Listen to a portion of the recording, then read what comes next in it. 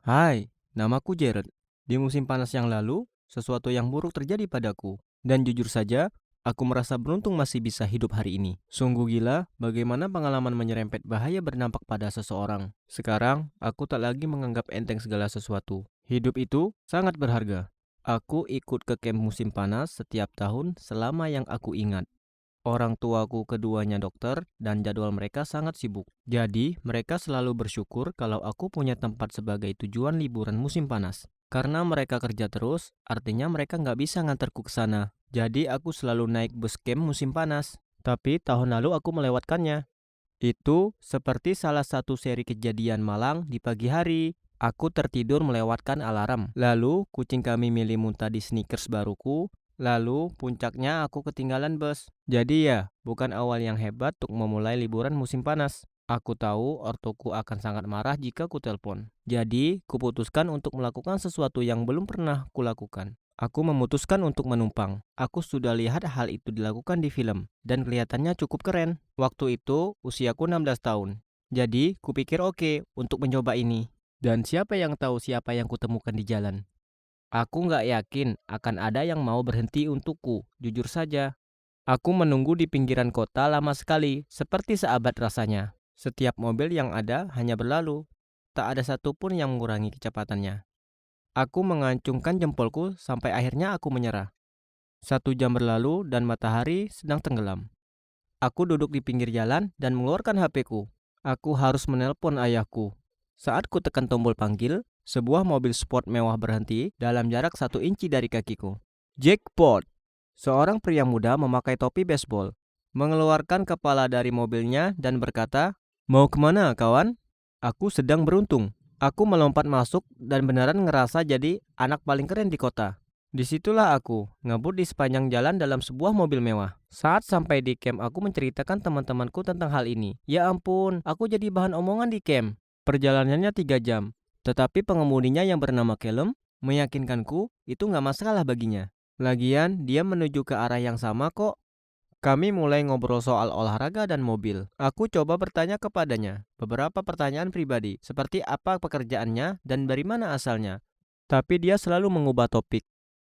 Aku rasa dia cuma tipe pria yang tertutup. Kuputuskan aku tak boleh ikut campur urusannya. Setelah sekitar 1 jam, dia bilang dia perlu berhenti sebentar untuk mengambil sesuatu dari seorang teman.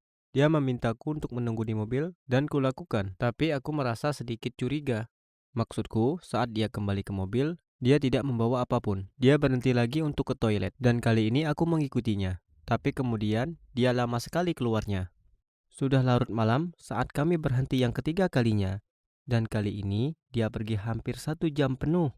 Aku mulai panik. Aku berpikir untuk mengirim pesan kepada orang tuaku, tapi aku sudah bilang mereka aku naik bis camp dengan selamat. Mereka akan membunuhku jika tahu aku membohongi mereka. Akhirnya dia kembali dan dia benar-benar bertingkah licik sekarang. Dia terus melirik kaca spion dan aku bersumpah dia mulai mengebut seolah sedang mengoyak jalanan. Aku merasa sangat tak nyaman, tapi aku bisa apa? Aku penyebab diriku sendiri berada di situasi ini. Aku membayangkan kami menabrak, lalu aku tak tahan lagi. Aku memintanya untuk pelan-pelan. Kau tak akan percaya. Dia benar-benar mengacuhkanku dan malah mengeraskan radio. Ya, untungnya dia melakukan itu karena tiba-tiba penyiar radio mengeluarkan peringatan bagi wilayah yang kita lalui. Mengatakan polisi sedang mencari seorang pemuda yang kabur setelah beberapa perampokan. Itulah saat aku menyadari, Kelom itu perampoknya, kalaupun memang itu namanya. Di saat ini pun Kelum bahkan tak akan menatap mataku. Dia cuma mengebut, dan itulah saat semua jadi makin runyam. Dia mengemudi sangat cepat, hingga kami langsung melaju keluar jalan. Mobilnya terbalik, dan kami berguling menuruni lereng menuju hutan. Aku berteriak sekuat tenaga, dan melihat kehidupanku berkelebat di depan mataku.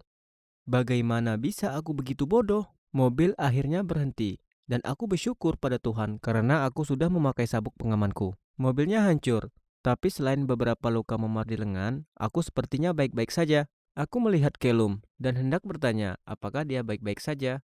Tapi dia langsung mengambil HP-ku dari kantongku dan merangkak keluar melalui jendela depan yang hancur. Aku tak cukup cepat untuk mengejarnya.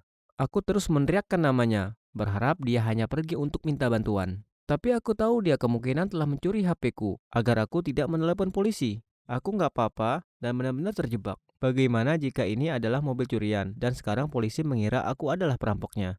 Saat itu gelap gulita dan aku sendirian. Untungnya, dia tidak mencuri barang bawaanku. Aku berhasil mengeluarkannya dari bagasi. Lalu kemudian aku menuju jalan utama. Sebuah mobil sudah ada di sana. Dan dari kegelapan, seorang wanita berlari ke arahku. Dia melihat kami jatuh dan ingin memastikan kami baik-baik saja. Suami dan anak-anaknya juga ada di sana. Aku nggak percaya. Tapi mereka juga dalam perjalanan menuju camp. Aku ceritakan semuanya, dan mereka memperbolehkanku menggunakan HP mereka untuk menelepon orang tuaku. Lalu aku telepon polisi tentang perkiraan lokasi pemudi. Ternyata namanya bukan Kelem, tapi Caleb, dan dia adalah perampok terkenal yang sedang dalam pelarian. Orang tuaku murka padaku, dan akhirnya aku hanya berada di camp selama 1 minggu karena mereka sangat khawatir akan keselamatanku. Polisi akhirnya menangkap Caleb, dan untuk aku, ya, aku tak akan menumpang lagi dalam waktu dekat. Pastinya, aku sangat tak merekomendasikan itu. Itu nggak sepadan dengan resikonya, dan aku sudah pasti kapok